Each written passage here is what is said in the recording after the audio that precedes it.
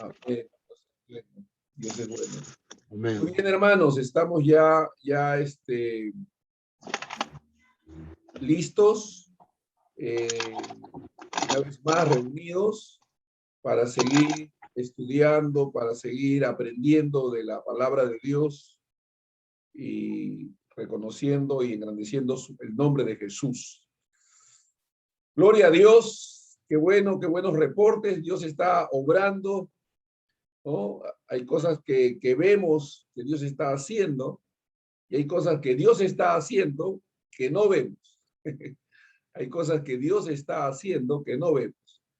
Y estamos agradecidos porque todas las cosas que Dios hace son buenas, son maravillosas. Están cargadas de su amor, de su sabiduría y funciona conforme a un propósito divino.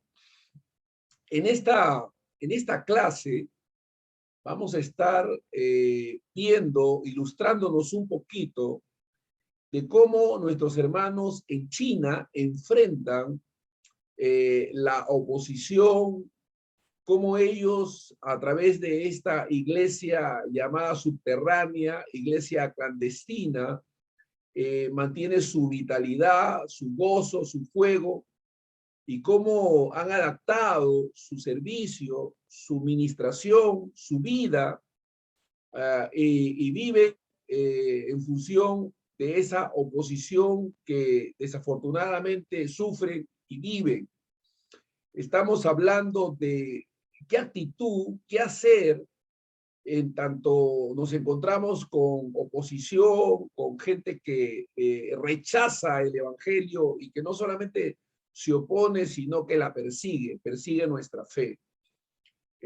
Vamos a estar viendo un ejemplo y quizás podamos aprender mucho de lo que nuestros hermanos en Cristo en China están viviendo y cómo ellos enfrentan y viven en medio de esta oposición y persecución ya de mucho tiempo atrás.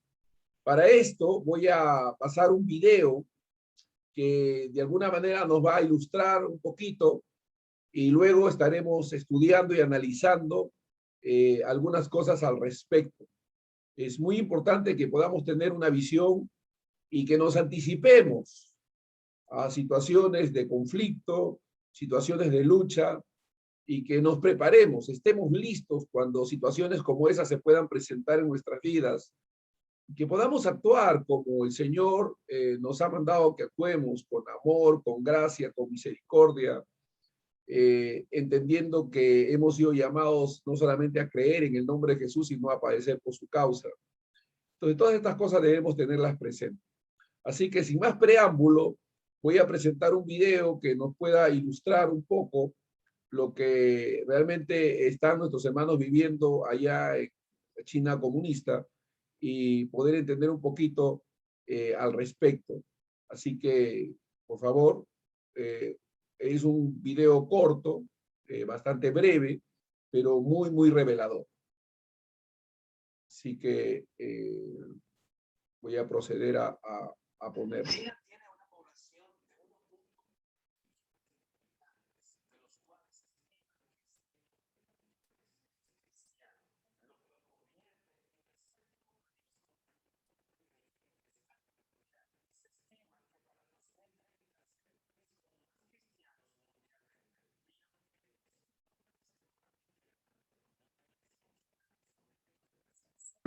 No hay volumen.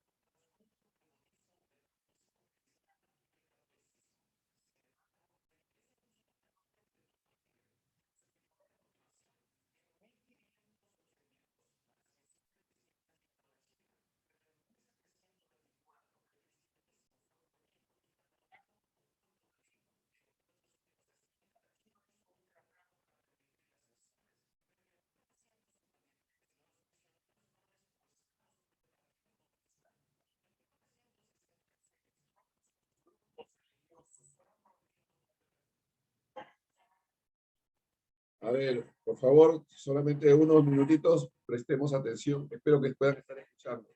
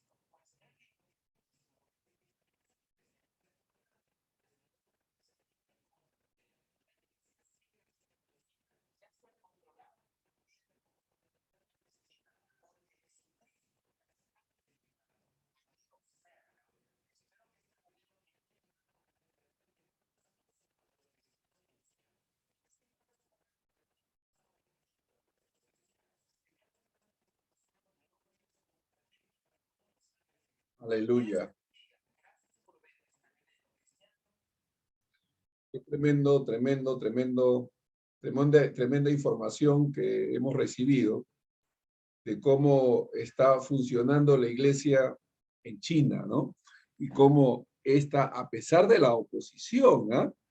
A pesar de todas las restricciones que tiene, sigue vigente, sigue viva, vital, y crece de una manera extraordinaria, ¿no? Entonces, nosotros podemos ver, hermanos, que como declaró el hermano que narraba esta historia, estas cosas vividas en China, eh, como dice la Escritura, él citó la Escritura donde dice que las puertas del Hades no prevalecerán contra ella. La iglesia no puede ser derrotada, la iglesia no puede ser aniquilada, la iglesia no puede ser exterminada, la iglesia va a prevalecer hasta los últimos tiempos y nos corresponde a nosotros como cristianos, como hijos de Dios, como parte de esta iglesia, hacer nuestra tarea, ¿no? Predicar, ministrar, adorar, servir al Señor. Y cómo vivir en medio de la persecución, qué cosas hacer, a la luz, por supuesto, de la Escritura, ¿no? Para no transgredir los mandamientos del Señor ni hacer cosas, pues, que deriven en algo que no corresponda a hijos amados del Señor. Hay un hermano americano, gringo, que estuvo visitando la iglesia allá en China, allá por los años 2018, y él nos comparte algunas cosas que pudiéramos nosotros aprender de nuestros hermanos chinos que están experimentando mucha persecución, ¿no? El mundo viene orando por nuestros hermanos en China ya por muchos años, ¿no?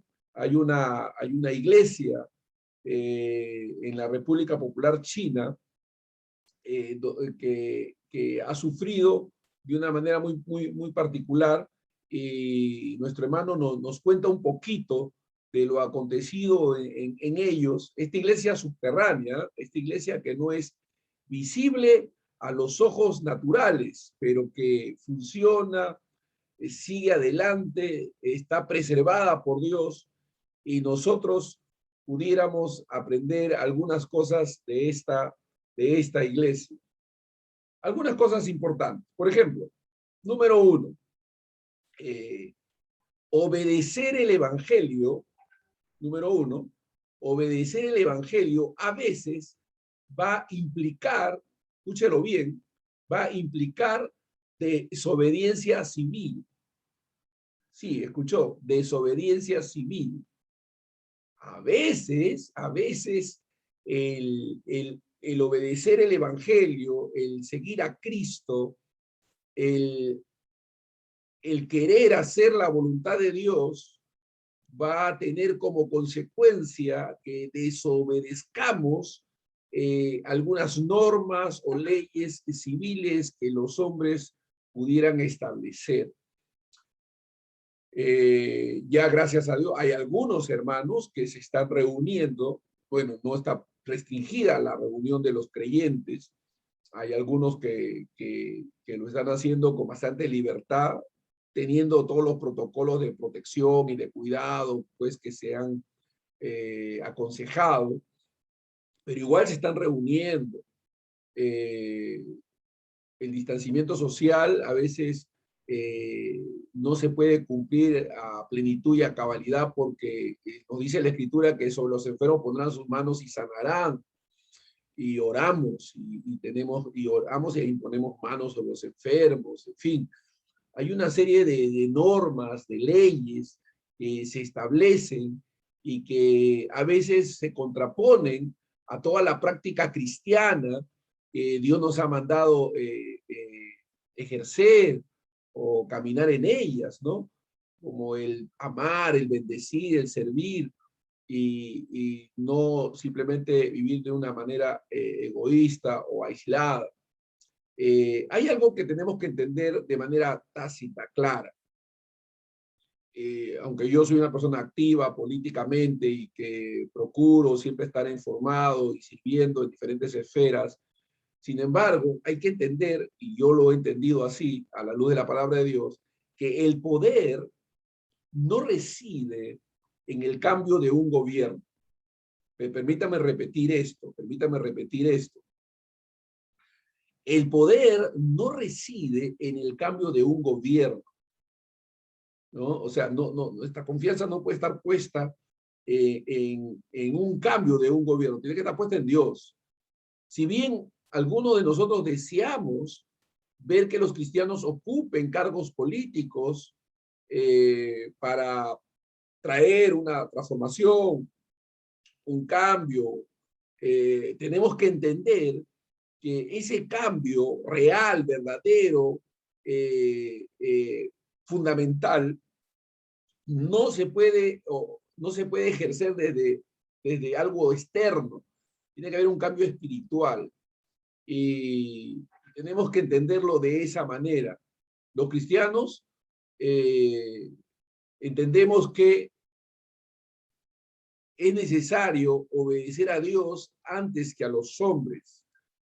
Cambiar las instituciones políticas y sociales no es nuestra misión. Déjeme repetir eso.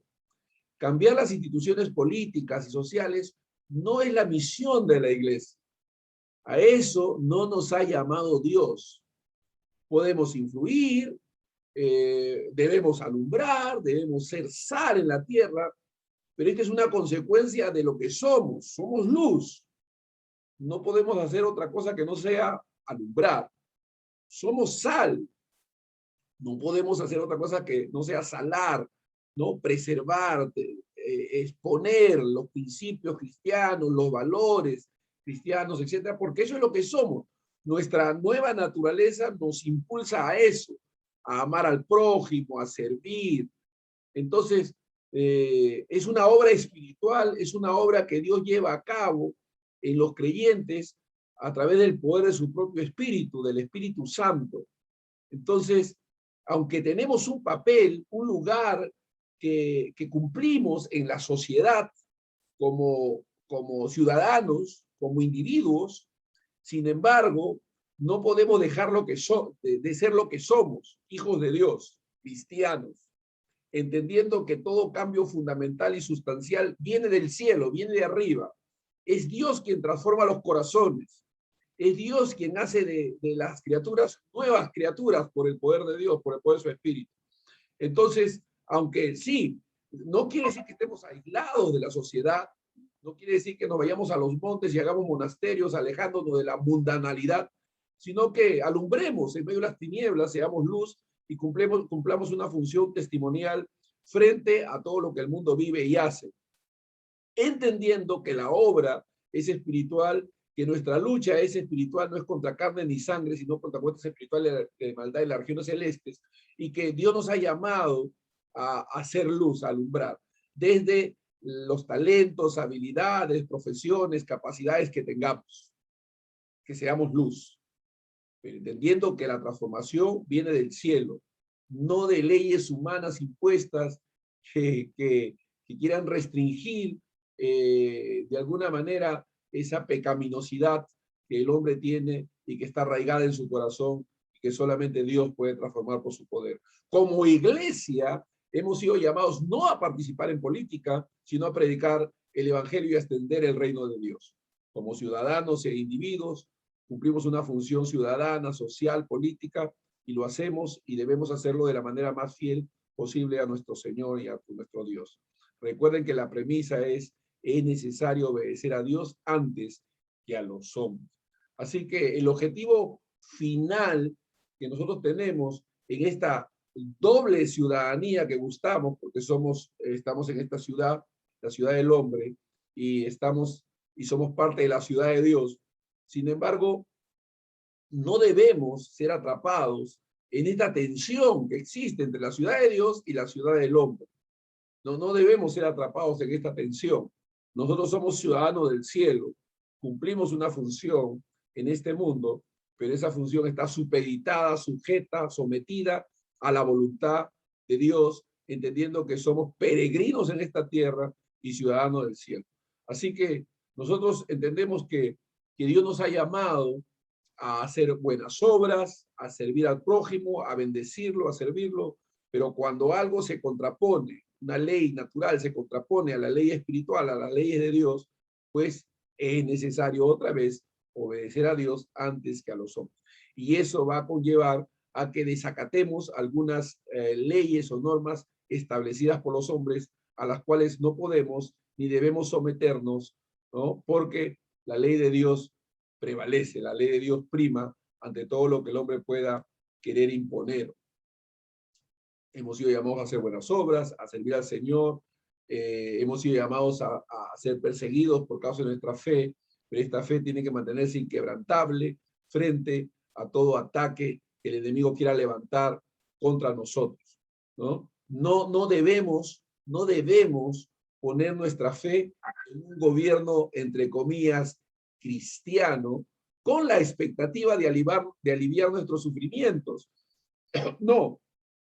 Dios nos protege, Dios nos guarda, Dios nos ayuda, Dios nos hace prevalecer, nos hace mantenernos firmes y a veces en el deseo de no sufrir, negociamos con el mundo y aceptamos sus premisas. Y eso es algo que como cristianos no podemos ni debemos hacer.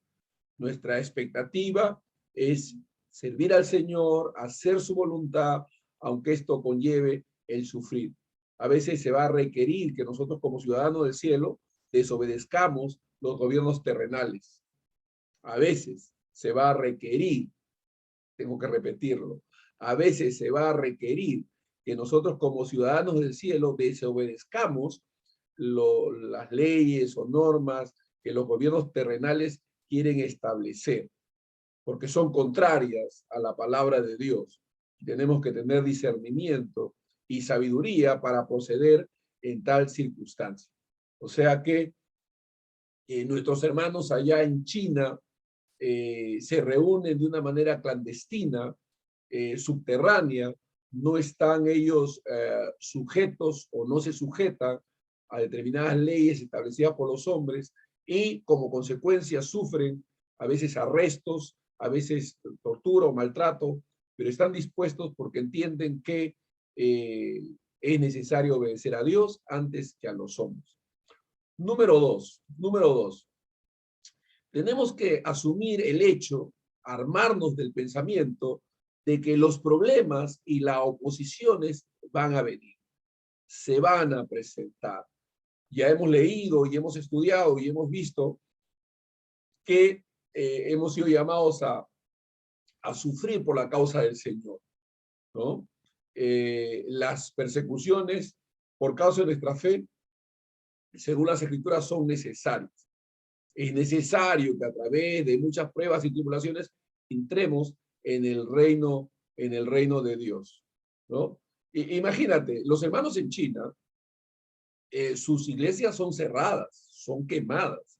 Hemos visto en el informe que las cruces de los templos son quitadas para poner ahí una bandera, ¿no? de la China comunista. Entonces, imagínense esas situaciones a las que nuestros hermanos son confrontados, y ellos a veces, cuando sus iglesias son allanadas, sus edificios, sus locales son cerrados, y ellos, algunos osan cantar fuera de estos locales, y sufren como consecuencia arrestos, maltratos, persecuciones, a los cuales ellos están dispuestos a hacerlo porque lo entienden como parte de nuestra labor cristiana, que es ser testigos y no avergonzarnos del nombre de Jesús, ¿no? Nuestro Señor Jesucristo dijo allá en Juan 16:33, en el mundo tendréis aflicción. En el mundo tendréis aflicción. Por cierto que esta aflicción tiene que ver con nuestra fe, tiene que ver con el ataque a nuestra fe, con la oposición al evangelio, y debemos gozarnos y alegrarnos como ya lo hemos visto en lecciones pasadas, ¿no? Entonces, la iglesia, hermanos, siempre ha sufrido persecución de una u otra manera. Las aflicciones han sido parte de la historia de la iglesia. Las aflicciones han sido parte de la historia de la iglesia. En el libro de los Hechos hay registro, relatos históricos de persecuciones, de maltratos, de muertes que nuestros hermanos sufrieron al inicio de esta iglesia, que nuestro Señor garantizó las puertas del Hades no prevalecerían contra ella. La iglesia, a pesar de todo lo que ha sufrido y sufre, se mantiene vigente, ha crecido, su presencia crece. Imagínense, 100 millones de cristianos allá en China comunista, ¿no? En la China. Gloria a Dios. Y la iglesia sigue creciendo. Yo tuve el privilegio de tener la oportunidad de visitar Cuba, y pude tener reportes y ver cómo la iglesia se mantiene viva y vigente, ¿no? Una iglesia que está perseguida, que tiene limitaciones, ¿no? Establecidas por el régimen cubano, pero sin embargo, allí está la iglesia viva, vigente, manteniéndose firme y estable, porque las puertas del Hades no prevalecerán contra ella, ¿no? A veces se quiere regular el funcionamiento de las iglesias a través de ciertas normas y leyes, pero cuando éstas están en contra de lo que la Biblia establece, pues hay que caminar en lo que la Biblia dice. La iglesia siempre ha crecido, a pesar del sufrimiento, de la persecución. La iglesia se ha mantenido firme en medio de las situaciones más difíciles que les ha tocado vivir. Número 3. Hay que entender lo que realmente significa la persecución. Esto hay que entenderlo, ¿ya, hermano? Porque a veces le llamamos persecución a que nos cierren un Face y pues nos quiten un video en YouTube. Y está bien, en un nivel, digamos, en un nivel podríamos llamar a eso, categorizarlo como una persecución, pero en todo caso no es el tipo de persecución a la que pudiéramos ser sometidos y para la cual deberíamos estar preparados, ¿no? Entonces, es cierto, ¿no? Hay hostilidad de parte del mundo, enfrentamos una oposición natural de parte del mundo hacia nosotros, los hijos de Dios. Vivimos en un contexto muy secularizado, donde está comprometido pues valores y principios que el mundo aborrece y que parten de lo que Dios nos ha enseñado. Pero esta hostilidad que podamos sufrir es categóricamente diferente a la persecución a la que nuestros hermanos en China, por ejemplo, están experimentando, ¿no? Es una persecución más puntual, más clarificada, y que realmente nuestros hermanos merecen que oremos por ellos para que sean guardados y librados de estas situaciones tan terribles a las que son sometidos. Hay hermanos que por causa de su fe son decapitados en otros países, que sufren un maltrato terrible y debemos nosotros estar atentos y prevenidos, orando para que podamos vivir quieta y reposadamente, como dice la palabra de Dios, orando, ¿no? Para que vivamos quieta y reposadamente. Ahora, el Señor no nos pediría que oráramos por algo que Él no fuera capaz o quisiera otorgar o conceder. Entonces, a veces las persecuciones o la falta de paz y tranquilidad en un lugar se debe a que hemos bajado la guardia en cuanto a la oración. La Biblia dice que oremos por nuestras autoridades, ¿no? La Biblia dice que oremos por los que están en eminencia. La Biblia dice que oremos para que vivamos quieta y reposadamente en toda piedad. Así dice la palabra de Dios. Por lo tanto, nos corresponde a nosotros orar. Orar por la paz, orar por la tranquilidad, orar para que nuestro país pueda mantenerse en la paz, que nos permita predicar el evangelio, compartir la palabra de Dios en la libertad que hasta ahora estamos todavía gozando y disfrutando. Número cuatro. En la Biblia, el apóstol Pedro nos exhorta a que estemos preparados para presentar defensa de nuestra fe. Número 4, siempre debemos estar preparados para dar defensa.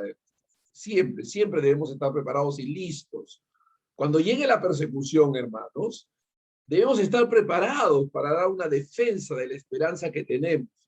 Esto se encuentra en 1 de Pedro 3:15.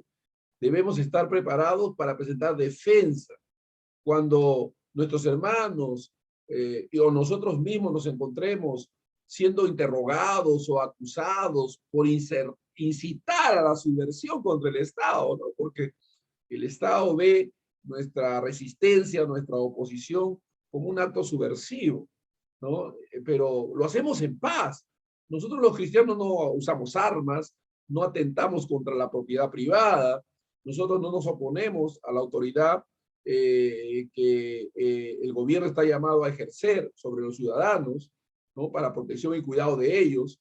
O sea, nosotros de ninguna manera somos reacios a todos estos principios de orden que la ley y las normas establecen, pero predicamos el evangelio, sabemos que el hombre necesita ser salvado por la obra y gracia de nuestro Señor Jesucristo y por el poder del Espíritu Santo, y ese es nuestro llamado. A eso nos ha llamado Dios. Nosotros como institución cristiana, como iglesia del Señor, tenemos una función, un llamado, y es extender el reino de Dios. Y si esto se contrapone contra algunas disposiciones que el Estado establezca, pues no nos queda más remedio que obedecer a Dios antes que a los hombres y sufrir las consecuencias de esos actos y de esas acciones, posiblemente terminando en la cárcel, torturados o maltratados o hasta muertos, pero es lo que nos toca, porque somos hijos de Dios. Tenemos que mantenernos firmes en lo que Dios nos ha llamado a hacer y bajo cualquier interrogación, cualquier situación, nosotros podemos decir con toda confianza que pertenecemos a Dios, que somos en cuerpo y alma, vida y hasta en muerte, posesión del Señor, que si vivimos para Él vivimos y si morimos para Él morimos. Somos y hemos decidido mantenernos fieles y que Dios nos sostenga y nos ayude en medio de las persecuciones, sufrimientos a los cuales podamos ser sometidos, ¿no? Debemos mantenernos firmes en medio de situaciones semejantes y prepararnos para ello, armarnos del pensamiento de que cosas así pueden pasarnos y que tomemos actitudes correctas frente a tales situaciones. Incluso si llegáramos a sufrir interrogatorios y oposiciones directas y maltratos directos, preparados para dar testimonio poderoso de la verdad del Evangelio. Recordemos que el Evangelio es poder de Dios para salvación a todo aquel que cree, al judío primeramente y también al griego, ¿no? Entonces, somos llamados a hacerlo. Número 5. Esto es lo que se ve en la iglesia en China, ¿no? Nuestros hermanos en Cristo mantienen una actitud de gratitud, un corazón grato para con Dios, y esto es lo que nos corresponde a nosotros. Debemos ser agradecidos. A nosotros nos toca, hermanos, ser agradecidos a Dios. Dios nos ha bendecido, nos ha salvado, independientemente de cualquier logro humano, de cualquier posesión humana que podamos tener o no tener. Lo más glorioso que nos ha podido pasar es conocer a Jesucristo como nuestro Señor y Salvador, aceptarlo como tal, creer en Él y adorar a Dios con toda libertad en el nombre de Jesús. Adorar a Cristo como Señor y Salvador. Esa es la experiencia más gloriosa, mayor que el ser humano pueda tener. El hombre puede en este mundo tener muchos logros, muchas posesiones, pero el hombre que lo pueda poseer, entre comillas, todo en este mundo, que no tenga a Cristo morando en ellos, que no sean hijos de Dios, no tiene nada. En comparación, todo aquel cristiano que tiene a Cristo, aunque no tenga nada en este mundo, lo tiene todo. Porque Cristo es todo, hermanos. Y para nosotros debe haber una actitud de gratitud, de glorificación a Dios frente a todo lo que este mundo pudiera ofrecer. Ciertamente tenemos que esforzarnos por bendecir a nuestras familias, cubrirlas en sus necesidades y cumplir con nuestros compromisos económicos y trabajar, como dice la Escritura, que debemos hacer, porque el que no trabaja, que no coma, dice la Escritura. Pero entendiendo que Dios es nuestro sustentador, que Dios es Jehová Jireh, el que provee, que nos guarda y nos va a sostener, nos va a ayudar en medio de todas las vicisitudes que la vida nos llame a padecer. Entonces, tenemos que tener una actitud grata para con Dios. Como los cristianos, los primeros cristianos, Pedro y Juan fueron azotados e intimados para que no hablaran del nombre del Señor, y sin embargo ellos salieron gozosos de haber sido tenidos por dignos de padecer por la causa del Señor. Entonces, imagínense salir gozosos de un azote, o como Pablo y Silas, que se encontraban en la cárcel a medianoche cantando himnos al Señor, ¿no? O sea, que Dios nos ayude para poder tener ese tipo de respuesta, ese tipo de actitud, ¿no? Esa gracia divina para enfrentarnos. Yo no lo digo ni hablo esto como una persona que se pretende capaz de poder enfrentar este tipo de situaciones en su propia humanidad. No, todos nosotros tenemos temores, todos tenemos miedos, pero podemos orar y confiar en la gracia y en el poder de Dios. Y Dios nos va a ayudar, como ayudó a estos primeros cristianos, nos ayudará a nosotros, cualquiera que sea la tribulación o situación que enfrentemos. Así que oremos los unos por los otros, oremos para caminar en paz, pero a la vez gocémonos en la presencia del Señor, sabiendo de que Dios nos ha bendecido extraordinariamente. Realmente Dios ha hecho una obra maravillosa en nosotros, nos ha perdonado de todo pecado, nos ha librado de toda maldad. Nuestro destino es el cielo, peregrinos somos en esta tierra, y aunque suframos en este mundo, la Biblia dice que los sufrimientos del tiempo presente no se comparan en nada con las glorias venideras.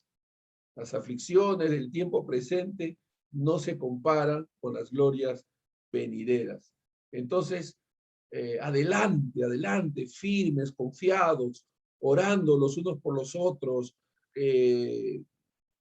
pidiendo al Señor estrategias, ideas para innovar, hacer cosas frescas y nuevas frente a estas cosas que están sucediendo, ¿no? La iglesia sigue adelante, la iglesia es pujante, la iglesia es poderosa, la iglesia está sostenida por el poder del Espíritu Santo.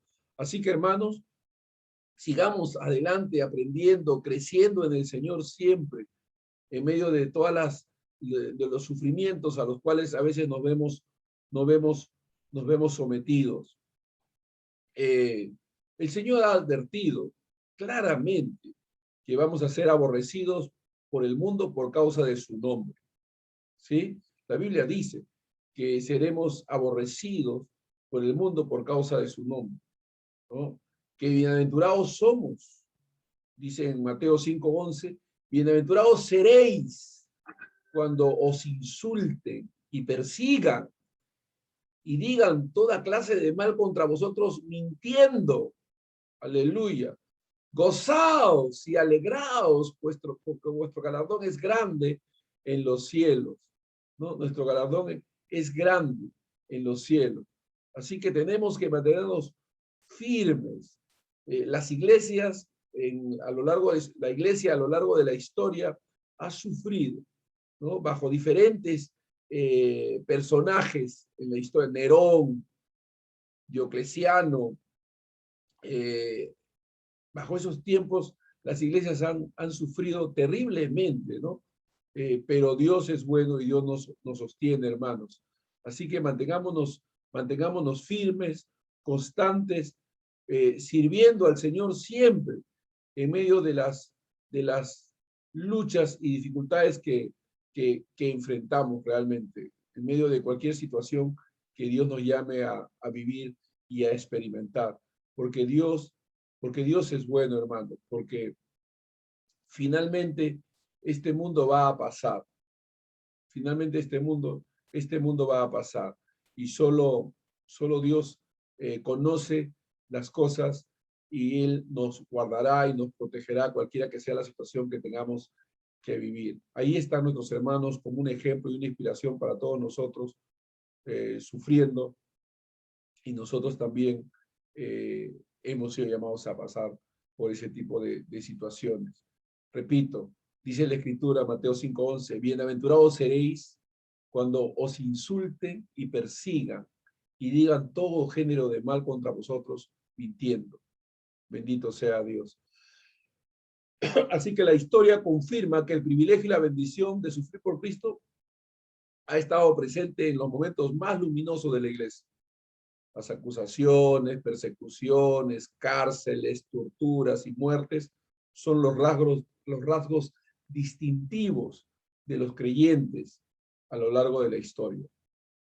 Pedro y Juan fueron acusados de ser promotores de doctrinas extrañas.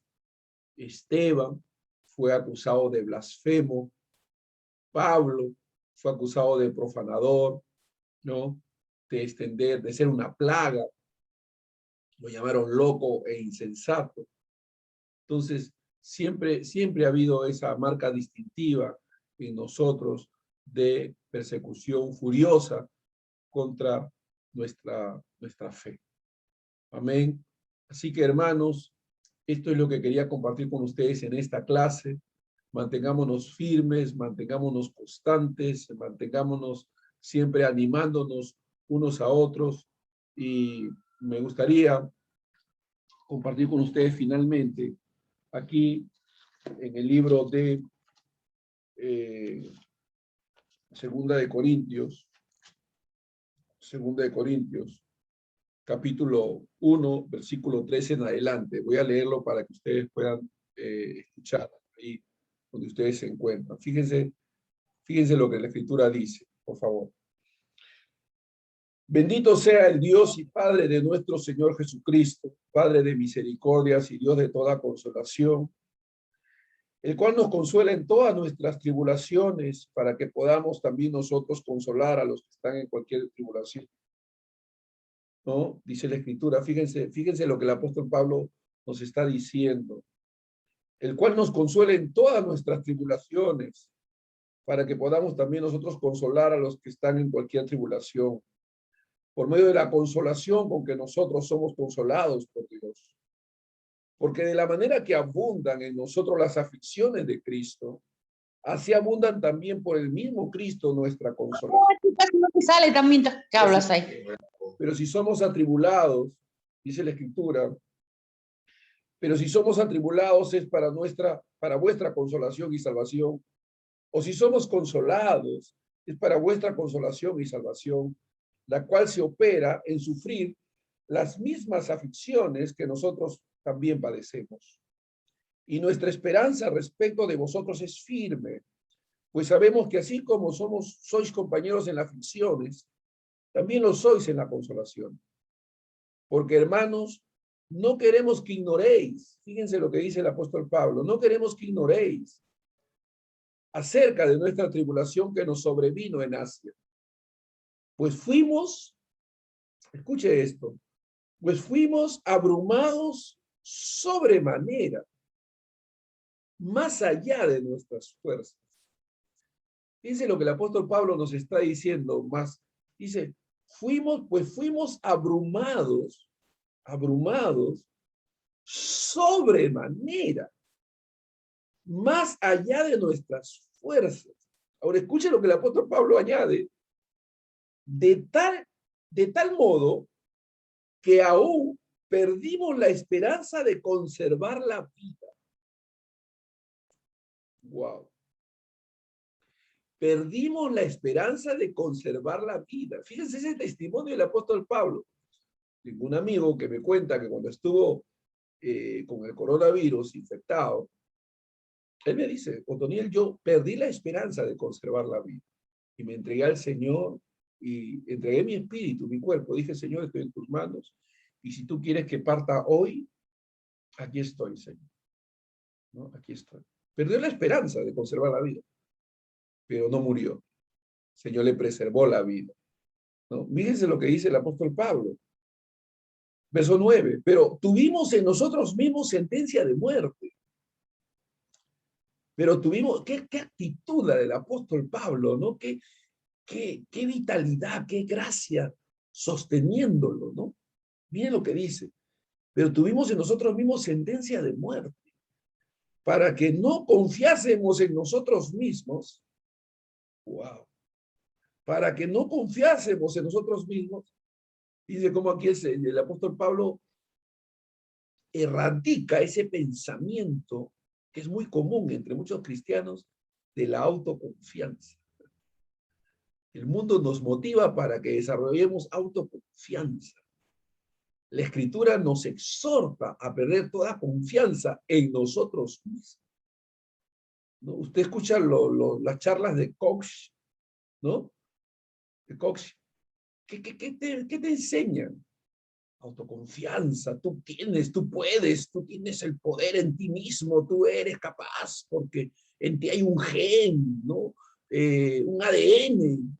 No, aquí el apóstol Pablo dice que fue atribulado al punto de Dios llevarlo al extremo de que perdieran toda confianza en sí mismos y toda confianza de vivir.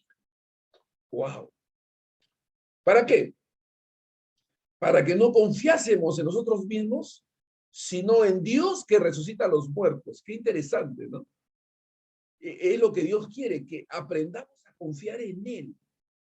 Y quizás las situaciones a las cuales somos confrontados, a las situaciones que vivimos, tengan como propósito precisamente eso, que desarrollemos confianza en Dios. Que desarrollemos confianza en Dios. Que esos fracasos que experimentamos, wow, esos fracasos que Dios nos permite experimentar, nos sirvan para entender que no podemos confiar en nosotros mismos, sino en Dios que resucita a los muertos. Que esas situaciones dolorosas a las cuales somos confrontados y que nos enseñan que no tenemos poder para solucionar nuestros propios problemas, nos ayuden a confiar más en Dios que resucita a los muertos. A eso nos quiere llevar Dios, ¿no? A que aprendamos a confiar más en Él. Fíjense, estamos entrando en situaciones de escasez, de gran necesidad. A veces la gente suele confiar en su economía, suele confiar en su proveedor inmediato, que es su esposo, su esposa, sus hijos, y pierde de depender de Dios. Y Dios es celoso, Dios no comparte su gloria con nadie. Y Él nos está empujando a sus brazos, a que confiemos más en Él y menos en nosotros. Por eso suceden muchas cosas en nuestras vidas. Y así tenemos que entenderlo a la luz de lo que la palabra de Dios dice. Pero tuvimos en nosotros mismos sentencia de muerte, para que no confiásemos en nosotros mismos, para que no confiásemos en nosotros mismos, sino en Dios que resucita a los muertos, el cual nos libró y nos libra, y en quien esperamos que aún nos librará de tan gran muerte. Aleluya. El cual nos libró, nos libra, y el cual también nos librará. Ahí está. Aquel que te libró es aquel que te libra y aquel también que te librará. Wow. Confiar en Dios es lo que nos corresponde. Confiar en su gracia, en su fortaleza, pedirle mayor sabiduría, pedirle discernimiento, una mejor y mayor comprensión de las verdades de Dios. Es lo que nos toca. Que Dios nos ayude a que a la luz de la palabra de Dios podamos conducir a nuestros hijos, a la luz de la palabra de Dios podamos tener relación con nuestros esposos y esposas, a la luz de la palabra de Dios podamos ser ciudadanos, ¿no? Que sigan los lineamientos que la palabra de Dios establece y que pues cuando nos toque enfrentarnos a leyes y normas que atenten contra lo que la palabra de Dios enseña, pues prevalezca nuestra confianza y nuestra obediencia a lo que Dios dice antes que a las normas establecidas por los hombres. Hay mucha gente ya sufriendo en los Estados Unidos, en algunos estados, arrestan a hermanos y los someten a prisión por negarse a seguir una norma, una ley que el mundo ha establecido y que se contradice a lo que la palabra de Dios enseña. Entonces esto es fundamental, hermanos, y que Dios nos ayude. Vamos a orar. Padre, en el nombre de Jesús, gracias por esta palabra, gracias por este video que vimos, instructivo, Señor. Ayúdanos a poder asimilar, Padre Santo, nuestra fe y a caminar conforme a tus preceptos, conforme a tu voluntad y propósito. En el nombre de Jesús. Amén y amén. Que Dios nos